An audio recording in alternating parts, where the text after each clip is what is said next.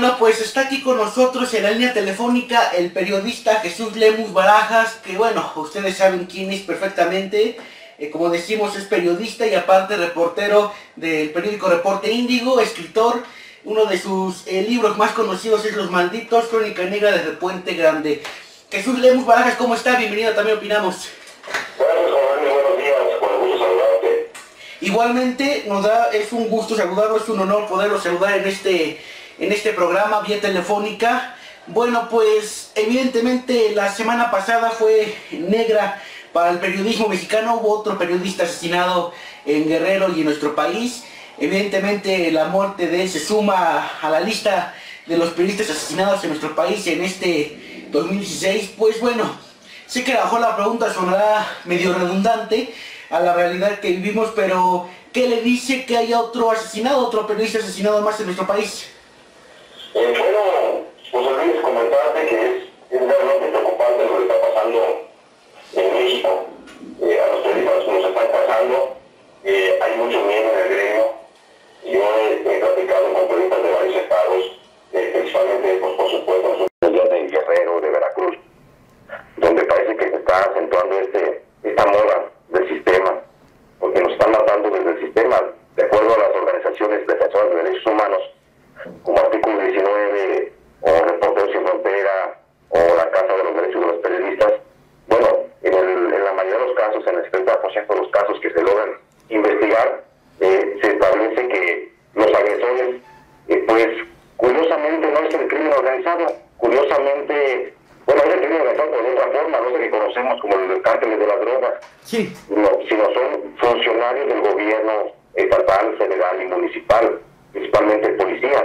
Entonces, eso es muy lamentable, porque el contador de asesinatos de periodistas, bueno, pues sigue avanzando. Estamos apenas comenzando el 5º mes del año y pues ya llevamos 6 periodistas asesinados en lo que va de este año. Y de seguir la tendencia, eso podría apuntar a que 2016 termine como uno de los años más trágicos para el medio periodístico por el número de víctimas. Ya no nada más de las víctimas mortales, sino también de las víctimas de agresiones, como es la amenaza, la persecución, el desplazamiento. Hay una serie de indicadores que nos van llevando a pensar de que parece que al gobierno federal, ya no de los estatales, los municipales menos, porque no tienen ninguna posibilidad, no les interesa realmente las condiciones bajo las que los periodistas estamos haciendo nuestro trabajo, que nuestro trabajo realmente es informar, y aquí se está tergiversando la verdad porque piensan que matándonos se va a poder callar la verdad, y eso simplemente no puede ser posible. Jesús Lemus Barajas, usted es un periodista que, bueno, está en el campo de acción, es reportero, está en el nicho de la noticia. Evidentemente la situación que vive el país para el ejercicio periodístico es muy arriesgada, y mi pregunta va en el sentido de, bueno, ¿qué medidas de protección, cómo le tiene que hacer para que, bueno, evitar que no pase, no corra mayor riesgo por el ejercicio de su trabajo? Mira, bueno, quienes estamos en la talacha todos los días de la reporteada, creo que tenemos que tomar algunas medidas de autoprotección. La medida básica de autoprotección que yo tengo es no manejarme en ambientes de fiesta, no estar en reuniones sociales, no acudir cantinas, antros, por supuesto, lo que debemos evitar los periodistas para evitar provocaciones. Uh-huh. Debemos ser muy cautelosos en la calle, mantener un bajo perfil, no ser ostentosos. Por supuesto, no caminar por las calles con el chaleco de prensa puesto, porque es una diana que le estamos poniendo a los cazadores para que nos disparen, porque finalmente eso es lo que está pasando. Yo soy periodista desplazado, estoy desplazado del estado de Michoacán, donde he recibido amenazas en los últimos días, y bueno, creo que otro de estrategias que debemos de tener como autoprotección es mantener con sigilo nuestra zona de residencia. Obviamente no se puede en algunos casos, porque hay periodistas que están asignados a ciertos lugares, a ciertas zonas. Entonces, lo que se recomienda sí es mucha cautela, mucha precaución, cambiar los lugares donde nos frecuentamos entre periodistas, donde vamos al café, no ser tan evidentes en nuestra rutina. Yo no digo, a mí me ha dado un resultado porque en este momento yo estoy desplazado y pues me muevo por diversas partes del país. Oiga, déjeme detenerme en esta parte que tocó. ¿Ha recibido amenazas en los últimos días? Exactamente. He recibido amenazas telefónicas de muerte en los últimos días. La última fue, creo que fue la semana pasada o antepasada, no recuerdo bien. La recibí por mi teléfono celular y bueno, son amenazas pues, que no son otra cosa más que intimidatorias, porque sabemos que si realmente puedan ejecutarse, pues no te las platican. Además, te digo, ese tipo de amenazas por lo general proviene de instituciones de gobierno, proviene de fuentes policiales, porque el crimen organizado finalmente no amenaza. El crimen organizado lo tenemos como antecedente. Cuando ejecuta, no anda avisando. Entonces, ese tipo de cosas que me pasan a mí, estoy seguro que le pasan a cientos de periodistas del país, que pues los mantenemos también en sigilo, porque ¿qué hacemos? Ir ante la Fiscalía Especializada de Atención a Delitos contra la Libertad de Expresión, la fiable de la PGR, pues es volver a ponernos en las manos del gobierno, es dar nuestros datos, dar nuestros testimonios, dar nuestra ubicación a la PGR, cuando sabemos pues que las agresiones, la mayoría de las agresiones vienen por parte de las estructuras del gobierno. No funciona. Tampoco funciona el llamado mecanismo de protección a periodistas de la Secretaría de Gobernación, que es un mecanismo muerto, que es un club de amigos básicamente, ese mecanismo donde un grupito de personas, bueno, se reúnen y dialogan entre ellos y deciden dar una medida cautelar de alguna forma. Hay gente que cree en ese sistema, yo respeto, pero finalmente a mí creo que no me daría resultado el tener un botón de pánico que de ninguna forma me salvaría o detendría unos balazos. Oiga, pero bueno, evidentemente recibe una amenaza, pues no es cualquier cosa, evidentemente ya lo ha mencionado usted, pero pues digamos, ajo por la vía gubernamental no se puede hacer algo, pero por la vía ciudadana sí, ¿no? Ya mencionaba al inicio, hay organizaciones como Artículo 19 que bueno, se encargan de proteger a periodistas, ¿no? ¿No podría ser esa una opción para usted? Exactamente, bueno, tampoco es una opción para mí, porque Artículo 19 finalmente pues, no otorga la medida cautelar. Ni Artículo 19 ni la Casa de los Derechos ni Reporteros Sin Frontera otorgan las medidas cautelares de protección. Ellos tienen que recurrir también al Mecanismo Federal de Protección de la Secretaría de Gobernación. Entonces, es un círculo vicioso. No hay forma de que grupos ciudadanos se protejan. Yo más bien pienso que hay formas de protegernos entre nosotros periodistas, creando redes de protección, creando redes de autocuidado, de vigilancia permanente entre unos y otros. Organismos, te digo, como los ya mencionados, pues llegan a ser a veces hasta en momentos como muy elitistas, porque no asumen casos de reporteros de pueblos, de la provincia, como soy yo, y más bien se dedican a proteger a periodistas pues, de renombre y de eventos pues que les pueden dar o redituar algo de publicidad. Vemos el caso del periodista recientemente asesinado en su domicilio, en su casa, el periodista de la radio de Oaxaca, sí, que entraron a su casa y lo asesina. De ese periodista no se habló, porque a lo mejor era un periodista muy humilde que intercalaba su espacio de trabajo de la radio o haciendo ladrillos, y entonces no se interviene. Pero Artículo 19 o la Casa de los Derechos de los Periodistas o Reporteros Sin Fronteras intervienen en casos cuando agreden a un periodista de la jornada, por ejemplo. Entonces, digo, también son organizaciones viciadas y como orientadas más a la fama, porque finalmente para ellos lo único que les interesa es ir documentando los casos para hacer una estadística y hacer el recuento. Realmente no intervienen en nada, ellos llevan la contabilidad de los muertos, nada más. Pues es interesante y también es lamentable lo que nos menciona sobre ese punto de las organizaciones de protección a periodistas. Usted es un gran periodista, hay que decirlo con todas sus palabras, sus letras. Ya usted ha vivido la venganza de un expresidente de Calderón, que lo narra bien en el libro Los Malditos. Y bueno, a pesar de eso sigue haciendo periodismo. Yo creo que la pregunta de quienes vamos a estudiar periodismo en algún futuro y de quien nos escuche es: cómo alguien que ha vivido pues las represalias gubernamentales, las amenazas de muerte, pues sigue siendo periodista, no se ha rendido. Yo creo que eso es parte de la convicción personal que ya trae uno. Mira, cuando tú estudias periodismo es porque ya te bulle en la sangre algo, ya te bulle la inquietud, ya te bulle la necesidad de transmitir lo que está pasando. Yo creo que el periodismo realmente es un apostolado, es alguien que decide dedicar su vida a esto, a esta pasión de informar. Entonces, en mi caso yo te puedo comentar que fui a dar a la cárcel sí por una venganza de un presidente municipal, de un presidente de la República, bueno, también con presidentes municipales y funcionarios del gobierno estatal. Voy a dar a la cárcel y cuando estoy en la cárcel, eso es lo que a mí me desanima. No recibo el apoyo de organizaciones trascendentales. ¿Sí? Entonces, por ejemplo, artículo 19 nunca quiso llevar mi caso. Artículo 19 en un momento determinado dudó que yo fuera periodista. Cuando yo era periodista desde hace 20 años cuando voy a la cárcel, y artículo 19 no me reconoce en esta categoría. Entonces, ¿qué puedes pensar? ¿Con qué crédito puedo yo pensar que esas organizaciones defiendan a los periodistas? Sí. Finalmente, yo creo que para los muchachos que empiezan a estudiar el periodismo, es necesario que sepan los antecedentes, sin afán de amedrentar, de asustar, que sepan los antecedentes que estamos viviendo en el país, un país revuelto por la violencia y por la corrupción, donde al gobierno federal lo último que le importa son los periodistas. Yo creo que debemos de pensarlo muy bien y saber a qué vamos cuando estudiamos periodismo. Jesús Lemus, sin duda ya mencionó en parte cuando pues bueno, de alguna u otra manera la sociedad se pone a las pilas o es muy mencionado por la opinión pública el asesinato de periodistas. Lo fue en su caso con Rubén Espinosa en agosto pasado de 2015.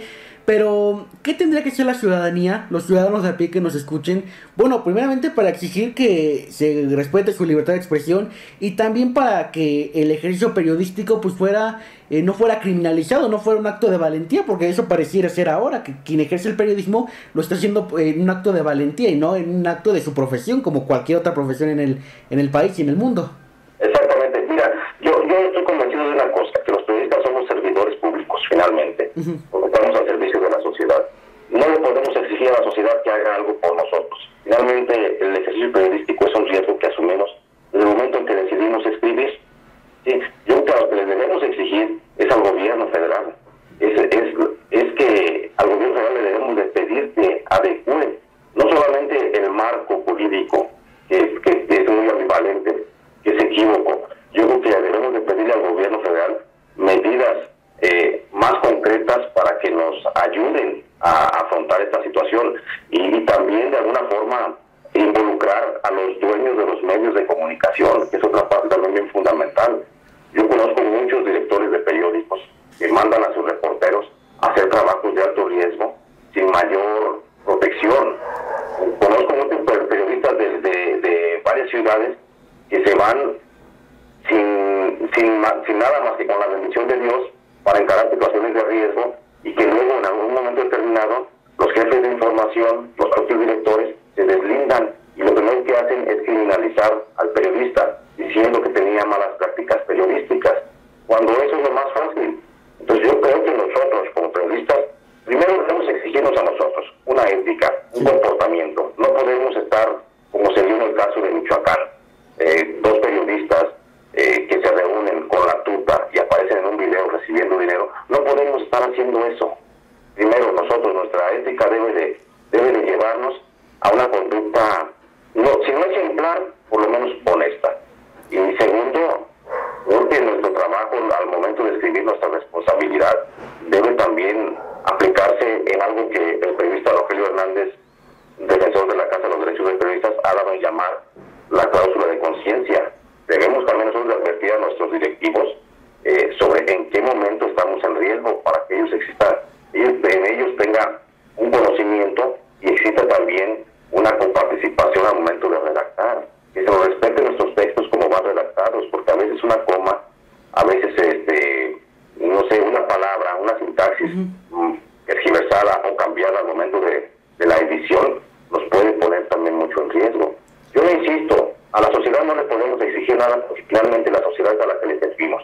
Sí. Y entonces, como servidores de la sociedad, nosotros estamos obligados a una conducta ética profesional intachable.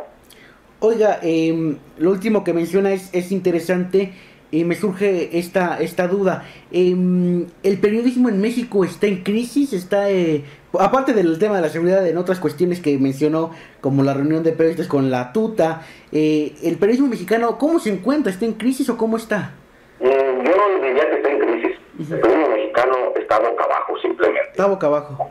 Boca abajo, estamos en el suelo. Estamos en el suelo. Yo creo que ya superamos la etapa de la crisis. La etapa de la crisis es cuando estuviéramos viendo a mejor amenazas y amenazas y amenazas, pero no levantones, no secuestros, no asesinatos. En los últimos 10 años en México se han registrado 104 asesinatos de periodistas. Esa es una cifra pues que ningún gremio la tiene, ni el gremio de los arquitectos, de los ingenieros, o sea, nadie se cae de un tercer piso. Es más, ni la de los albañiles, creo que va tan alta la cifra de asesinatos, de muertes. Ya no digamos por accidentes laborales, sino por riesgos laborales. Sí. Yo creo que nuestro gremio está boca abajo, insisto, estamos en el suelo, estamos esperando nada más en qué momento nos matan, porque ese es el miedo al momento de salir a reportear en esta convulsionada sociedad, donde cualquier cosa que el periodista toca intereses, y son intereses económicos, de los grupos tanto empresariales como mineros, como del narcotráfico, como de las esferas de gobierno. O sea, estamos tocando muchos puntos muy sensibles, precisamente por eso, porque en México la corrupción reinante, bueno, no se escapa a ningún sector. Entonces cualquier periodista que hace una crítica, alguien que por ejemplo, está cubriendo transporte público y hace una crítica, pues ahí en el transporte público hay mafias de poder y mafias económicas que son afectadas por la crítica.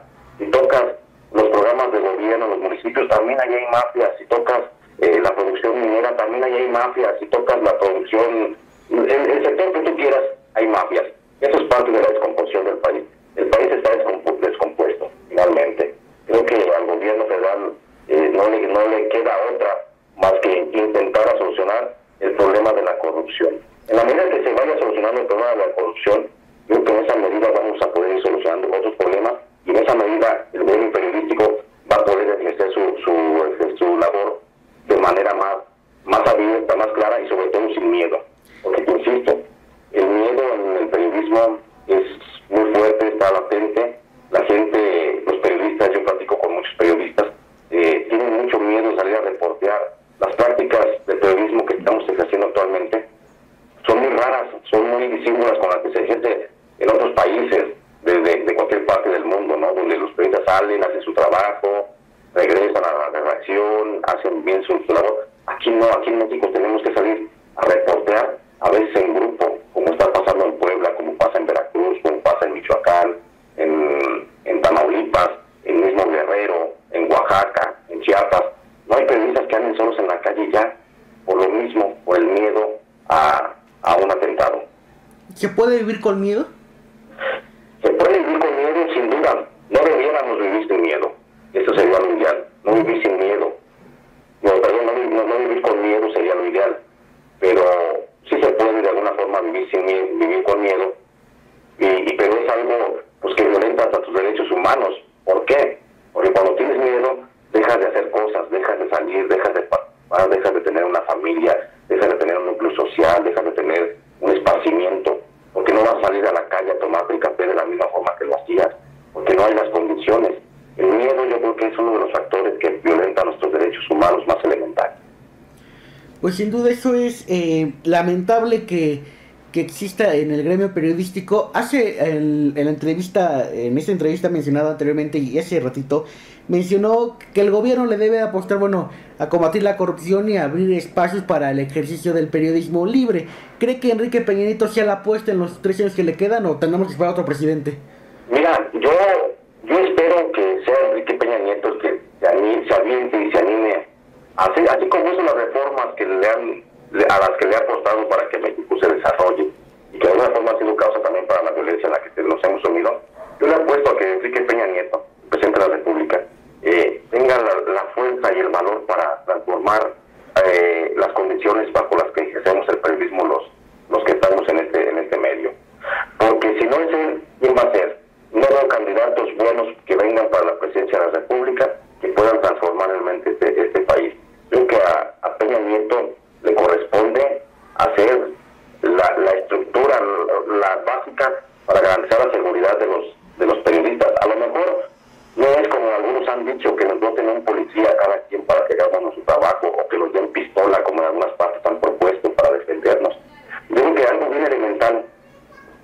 partiendo de una cosa bien básica.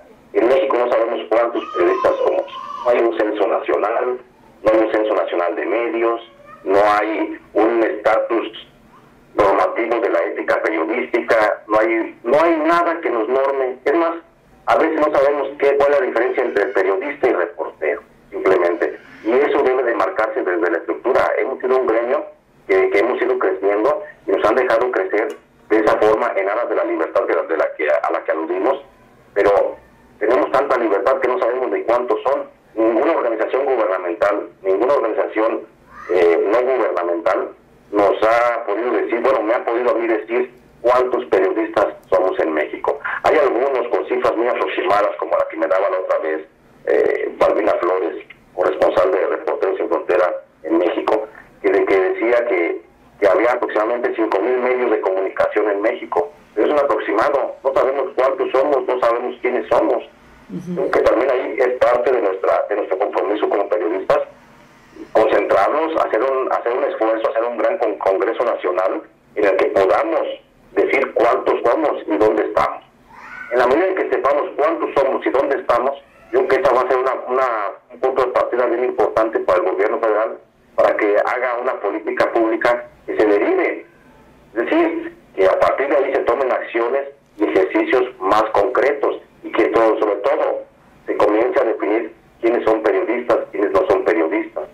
Porque también hay una gran confusión, hay un debate nacional. Y los medios electrónicos, por ejemplo, las redes sociales, si se hace periodismo y hoy hace periodismo, entonces cualquiera. Entonces, México sería el país que más periodistas tendría en el mundo. Yo creo que debemos de comenzar a definir nuestra situación por ahí. ¿Quiénes somos y cuántos somos y dónde estamos? En su definición, ¿quién sería periodista? Evidentemente en este medio no somos periodistas, somos simples ciudadanos que ejercen su derecho a la información y agradecemos enormemente que usted y los entrevistados y quien ha estado aquí pues nos compartan lo que saben y lo enriquezcan a nuestra audiencia, pero en su definición, ¿quién sí sería periodista en México? El periodista es todo aquel que está involucrado en cualquier ámbito de la comunicación social, es decir, desde los medios electrónicos, desde los medios impresos, tanto de radio, tanto de televisión y prensa escrita, serían periodistas, o portales web, son periodistas. Y reportero será finalmente el que hace únicamente la labor de información en base a una crónica, a una nota informativa para un medio impreso. Para mi gusto, esa sería mi definición. Igual definiciones de otros teóricos, verdaderos teóricos como el propio Raimundo Rivas Palacio, establece muy claramente cuáles son los lineamientos. Pero en mi caso yo pienso que el reportero es el que se limita a escribir nota informativa para un medio impreso. Y periodista es el que trabaja para cualquier medio electrónico o impreso y que puede hacer desde crónica, reportaje, entrevista y nota informativa, ensayo o cualquier tipo de narrativa. ¿Y los demás serían simples ciudadanos que ejercen un derecho a la información? Claro, es que aquí entramos en una dinámica bien simple. Los que están en redes sociales, en el Twitter, en el Facebook y en esas cosas, pues yo creo que ellos son ciudadanos que ejercen la libertad de expresión. Los periodistas y los reporteros creo que ejercemos la libertad de expresión con nuestro derecho periodístico. Entonces, yo creo que esa es la gran diferencia. Además de que quienes hacemos ejercicio periodístico estamos de alguna forma formados, valga la redundancia, en el manejo de la información. No somos improvisados, no estamos dando chismes, estamos trabajando en base a información para transmitirla al lector final. Entonces creo que tenemos la capacidad. ¿Por qué? Pues porque es una técnica, finalmente. La comunicación es una técnica donde hay ciertos lineamientos, ciertas normas, ciertos parámetros que debemos de respetar para que la información llegue sin tergiversarse al lector. Entonces, desde ese momento, nosotros como periodistas y los reporteros debemos de basarnos en esas técnicas y a partir de ahí somos pues comunicadores. La demás gente no es comunicador profesional. El solo hecho de que tú digas, oye, tómate una aspirina para el dolor de cabeza, eso de ninguna forma te hace médico. Sin duda. Quien está en las redes sociales, en el Twitter, en el Facebook, de ninguna forma le hace reportero, de ninguna forma le hace periodista. El solo hecho de estar vertiendo información. La información debe de ir empaquetada de alguna forma para que la podamos entender.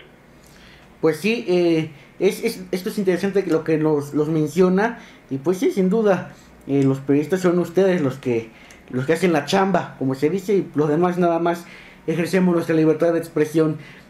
Jesús Lemos, yo le agradezco enormemente que esto aquí en También Opinamos. Sin duda lo que nos ha compartido, lo que nos ha dicho es muy importante. No quisiera despedir lo que ha mencionado de las amenazas que ha recibido. No podemos ser indiferentes al tema, y evidentemente está la solidaridad y estaremos de cerca lo que sucede. Esperemos que no, que se haya quedado en la amenaza solamente. Y sí me gustaría, ya para cerrar la entrevista, pues bueno, evidentemente ha dicho que la tarea no es tanto de la ciudadanía, sino de los mismos periodistas y del gobierno.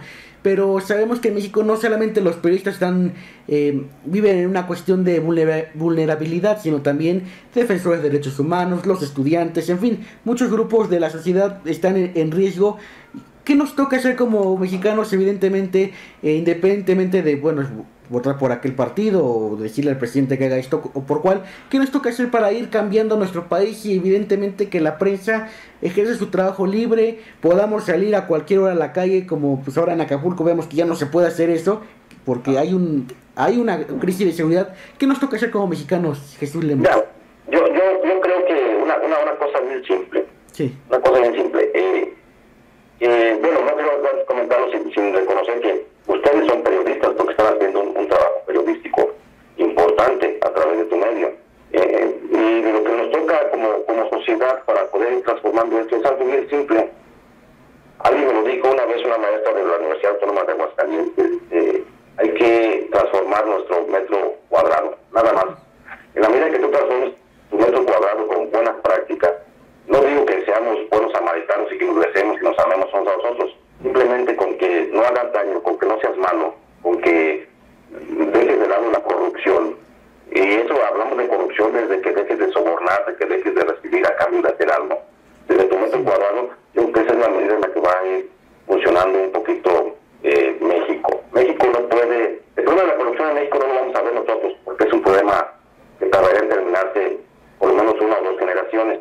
En 50 años no se va a terminar el problema de la corrupción, sin duda, pero sí podemos ir fincando una política de formación cultural para las nuevas generaciones, donde se vayan desterrando este tipo de prácticas que nos alejen. Si nos alejamos de la corrupción, nos vamos a alejar de todos los vicios que es la mala educación, que es la pobreza, es la violencia, el narcotráfico, el crimen organizado. Yo creo que nos podemos ir alejando poco a poco, pero a medida que las próximas generaciones se vayan culturizando de una forma distinta a como nos culturizamos nosotros. Cuando ese es parte también de nuestro sistema educativo, cuando en México es incongruente una doble moral la que tenemos los mexicanos, porque queremos ser solidarios de grandes, pero de niños nuestro sistema educativo nos enseña a la competencia, nos forman para competir, por eso las calificaciones, por eso el que saca 10, el que saca 7, el que saca 5. Entonces, esa formación educativa que tenemos en México, donde nos enseñan a ser competitivos desde el principio, es la que nos lleva luego al pensamiento del enriquecimiento rápido y fácil de la corrupción. En esa medida en la que terminemos esa forma de pensar, donde nos enseñen, donde nos eduquen para la solidaridad social, yo creo que de alguna forma va a transformar nuestro país. Pues sin duda la tarea es de todos y hay que trabajar por un México mejor, evidentemente no competiendo, porque sabemos que eso de las competencias, como bien dicen, en el sistema educativo, pues no nos lleva a nada bueno. Y resaltar lo que había mencionado anteriormente, estaremos muy de cerca y esperemos que en su caso lo de las amenazas se hayan quedado ahí y no pase a mayores. Jesús Lemos, yo le agradezco que esté aquí en También Opinamos. No, hombre, muchas gracias, José Luis, por la invitación, de todas tus órdenes, y de verdad también hago votos. Créeme que yo soy el más interesado para que esas amenazas no queden más que en eso. Gracias. No, de qué, estamos en contacto y no nos pidamos.